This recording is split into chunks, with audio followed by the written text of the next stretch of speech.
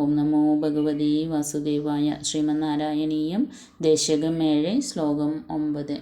ദൃഷ്ട്വാ സംവൃതസംഭ്രമ കമലഭൂസ്ത്വത് പാദപാദോരുഹേ ഹർഷാവേശവശം വദോ നിപതിത പ്രീത്യാ ഹൃദാർത്തി ഭവൻ ജാനാസ്യേവ മനീഷിതം മമ വിഭോ ജ്ഞാനം തഥാ പാദയ ദ്വൈത്വാദൈതഭവൽ സ്വരൂപപര മിഥ്യാചഷ്ട തം ത്വാം ഭജേ.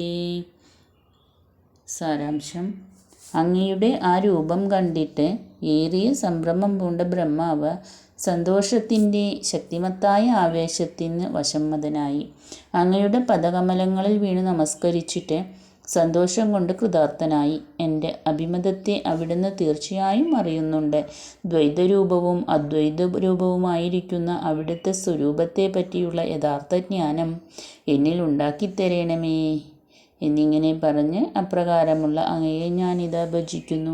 ഭഗവത് രൂപം ദർശിച്ച ബ്രഹ്മാവിന് സന്തോഷവും കൃതാർത്ഥതയും ഉണ്ടായി.